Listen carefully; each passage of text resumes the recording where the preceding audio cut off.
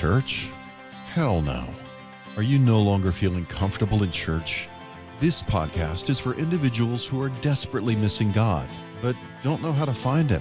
Substance abuse, domestic violence, sex offenses, acrimonious divorce can contribute to discomfort in the church. For these individuals, church is just not an option anymore. Ordained minister Dennis Hall and his guests invite you to listen to this podcast for topics that are inspiring, uplifting, and will bring hope to those who just feel church is not relevant in their lives today. I'm Dr. Dennis Hall, and listen to this.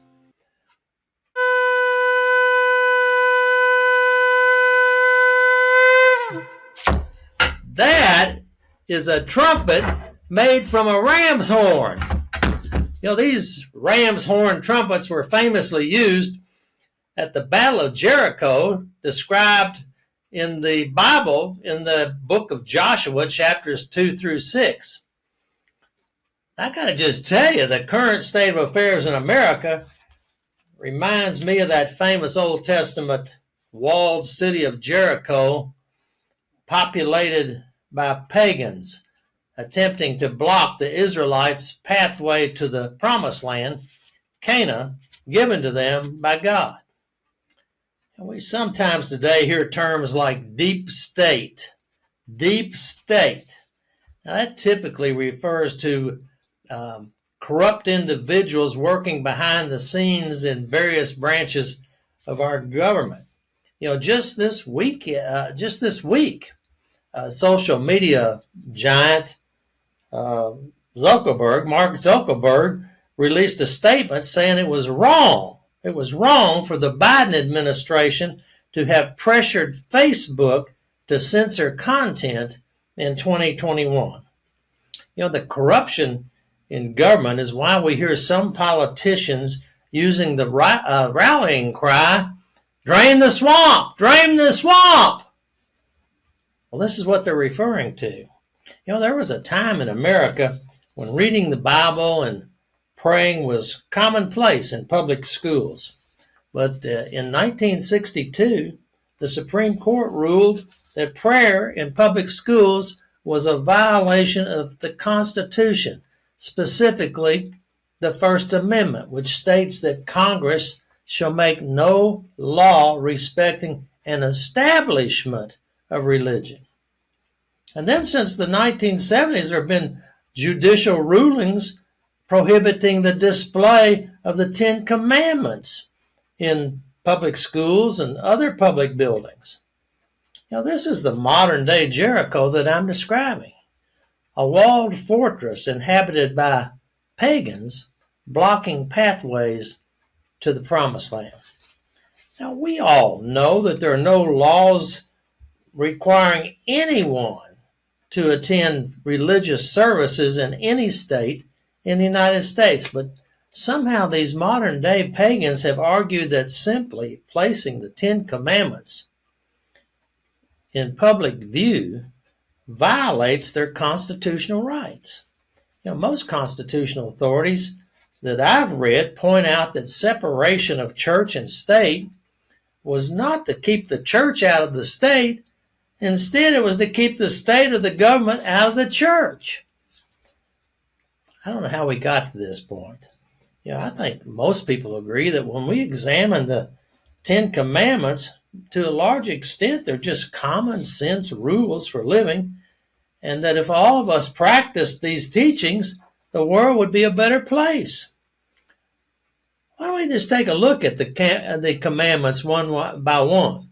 The first commandment is, "I am the Lord thy God. You shall not have strange gods before me."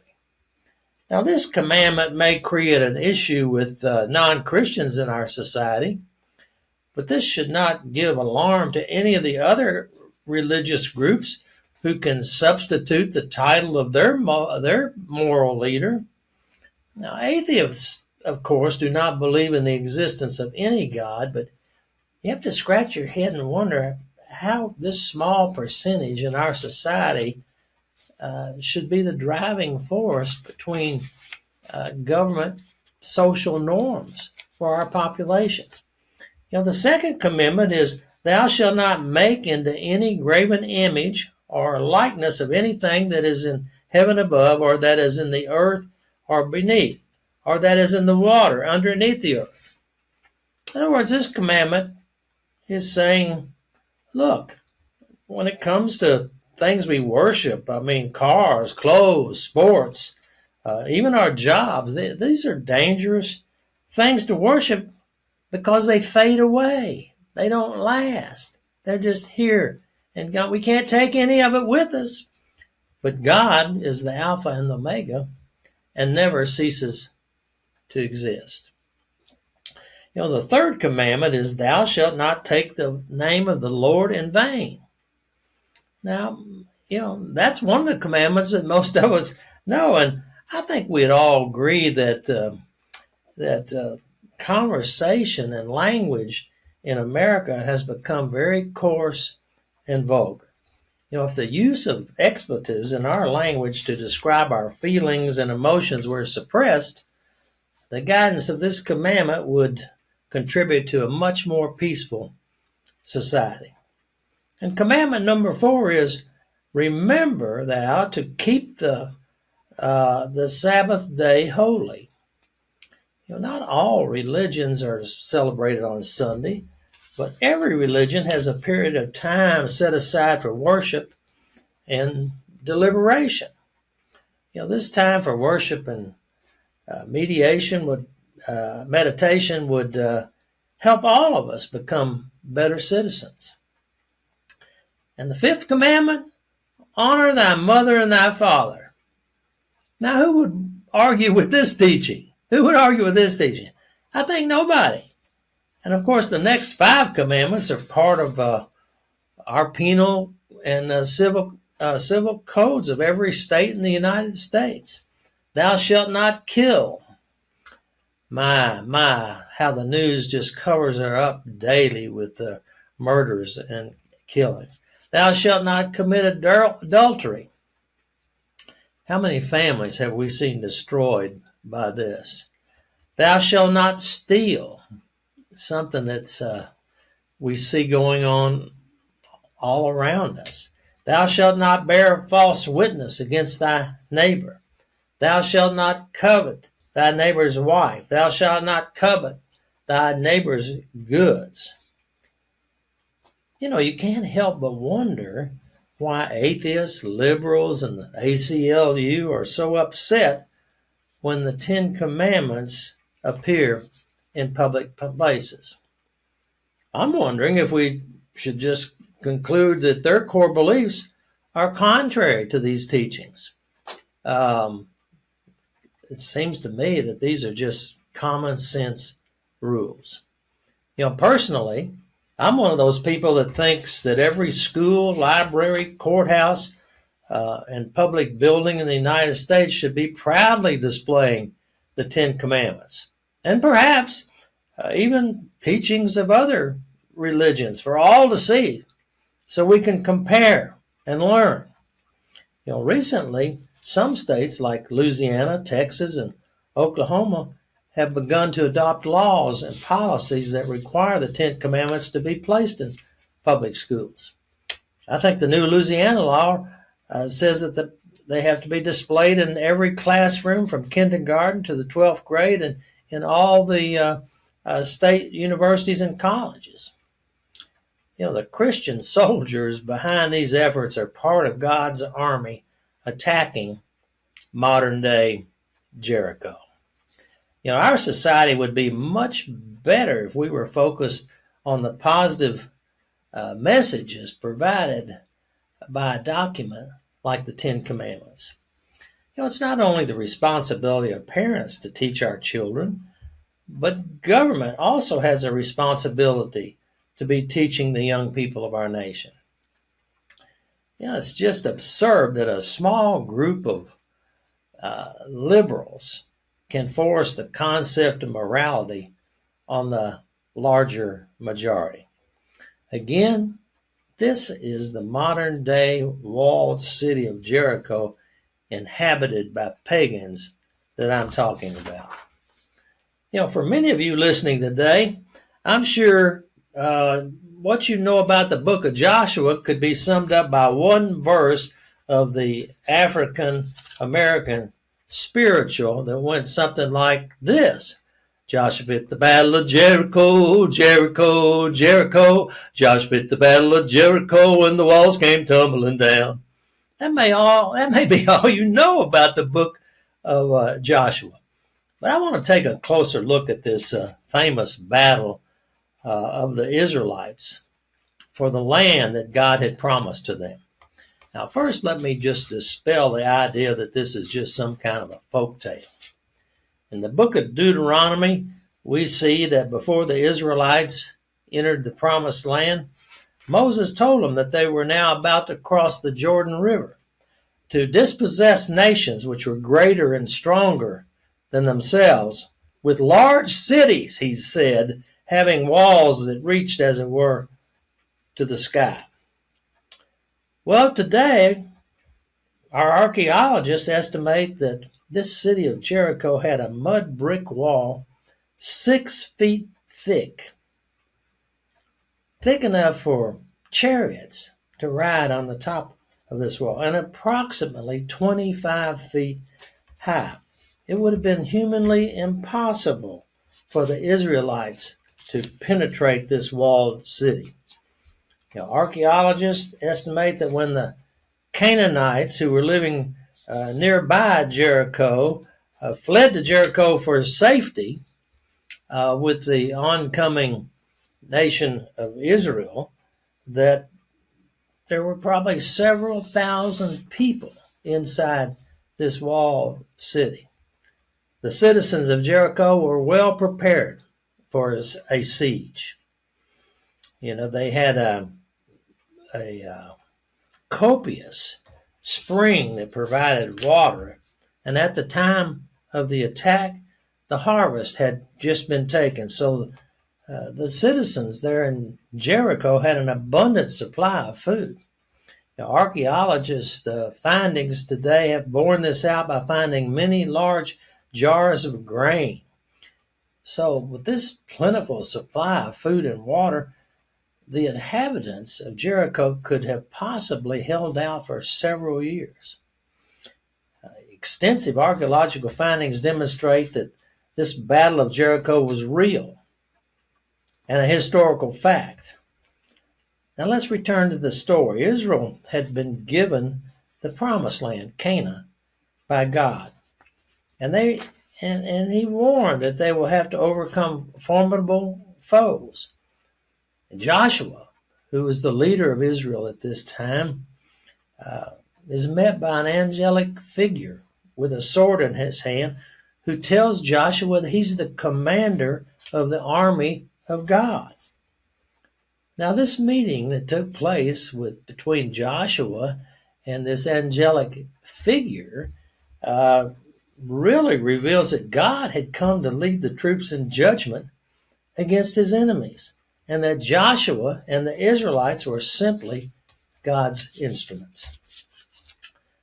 The founding fathers of America were godly men. And when we study what they read, what they wrote, and what they embraced, we can see that they had a belief in a God who controls the universe and the affairs of mankind. They had a belief that God had revealed the truth through his holy scriptures. They held a belief in the God-given power of human reason. They believed that God ordained government to restrain the sinful nature of man. They believed that God established certain physical laws for the operation of the universe, as well as moral laws for the governance of mankind. They believed that God revealed his moral laws in the scriptures, and believed that the law of nature included God-given unalienable rights, which included life, liberty, and prosperity.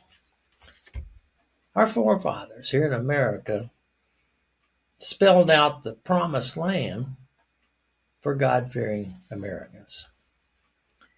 Prayer has been a part of our society since the very beginning. The first meeting of the Congress in 1774 in Philadelphia was opened with prayer.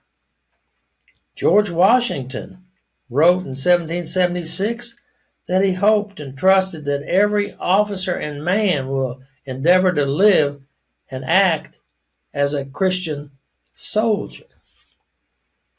Later in 1829, when Andrew Jackson was inaugurated President of the United States, he offered a prayer for the nation during his inauguration. And it was Abraham Lincoln who set aside a day for national prayer in 1863. All during World War II, there were many examples of our nation involved in prayer. Franklin Delano Roosevelt, the president throughout World War II, when he took his oath of office on Saturday, March 4th in 1930, he also prayed in his address. Today, at the local, state, and national level, days of prayer are still observed. Many of the legislative and judicial branches of government at all levels are begun with prayer. Despite this persistent acknowledgement of God in our society, we still seem to have this impregnable walled city of pagans standing in the way of what our forefathers viewed as the promised land. Now back to our story, as the Battle of Jericho is looming, like any good commander, Joshua first sought information about his enemy. He himself had been one of Moses' spies and sent to Canaan decades earlier. Joshua was well trained in the art of intelligence gathering. He organized spies to scout Jericho's defenses. And as the spies sneaked into ancient Jericho, they entered the house of a prostitute named Rahab. Jericho apparently possessed some keen counterintelligence operatives because the scripture reveals that the king of Jericho became aware of the spy's presence at Rahab's house. Now, scripture is silent. It doesn't really tell us how the king of Jericho became aware of their presence, but he sought to capture them and certainly planned to torture them for intelligence before killing them. He takes some of his men and he confronts Rahab as to the Israelite spies and their whereabouts. And this is what Joshua 4, verse 5 tells us. But the women had taken the two men and hidden them. And she said, yes, the men came to me, but I did not know where they came from. And it came about, and when it was time to shut the gate at dark, the men went out. I do not know where the men went. Pursue them quickly, for you will overtake them. But actually, Rahab had hidden them in the roof of her house. She seemed to know the outcome of the pending battle of Jericho in advance, as she chose to side with the Israelites. And, it's certain, she was certain that the Israelites were going to gain victory, despite Jericho's massive walls and impressive ability to withstand sieges. After she had deceived the king, Rahab retrieved the spies and pleaded with them to spare her and her family in the upcoming Battle of Jericho.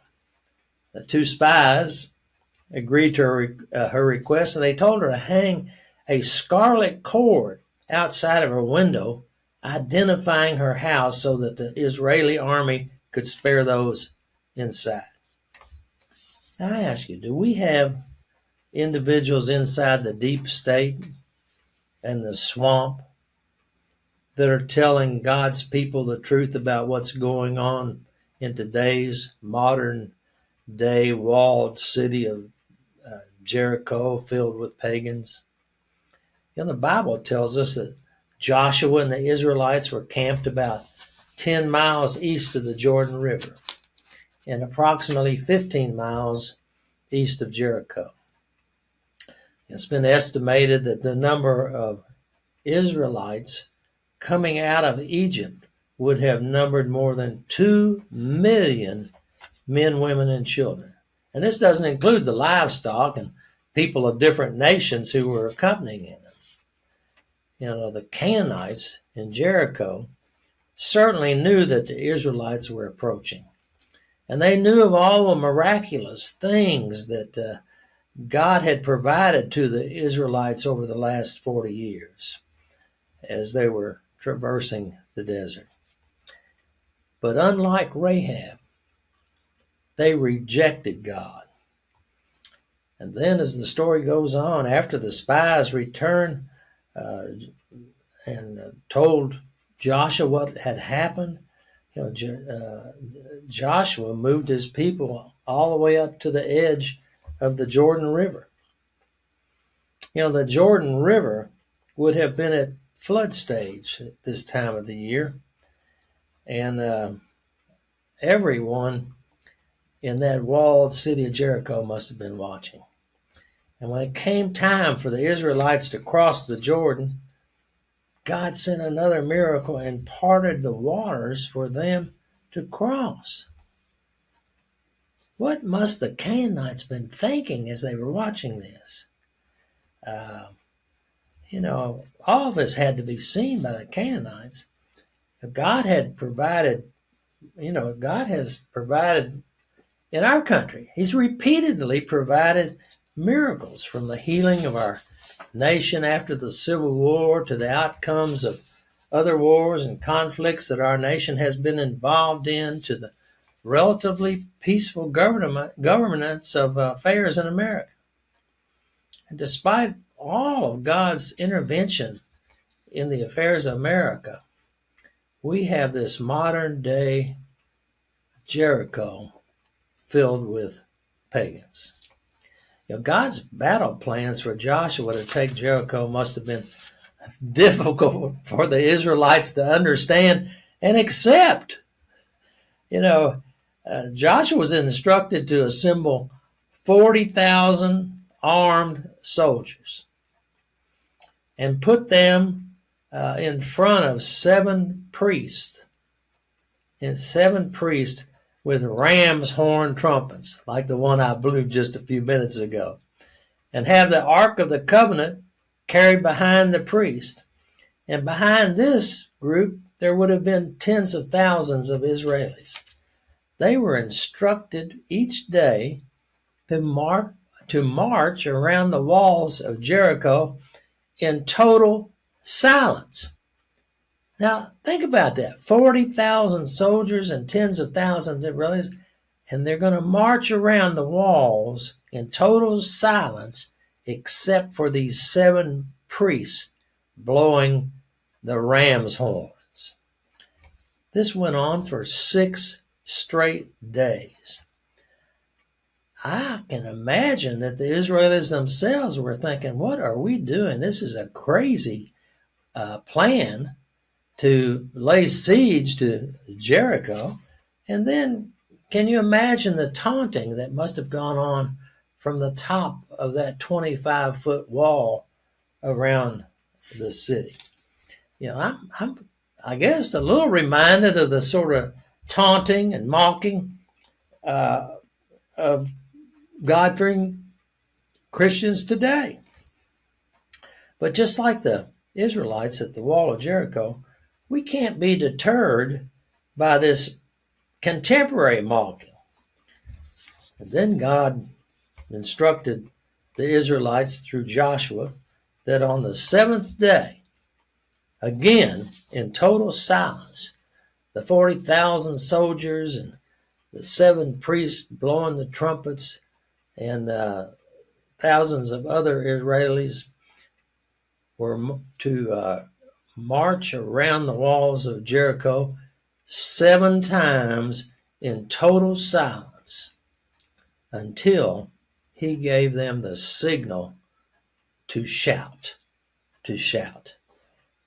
And they marched around the wall 7 times, the priests blowing their trumpets, and they reached that point where they were given the command to shout, and tens of thousands of Israelis shouted, and the walls of Jericho came tumbling down. You know,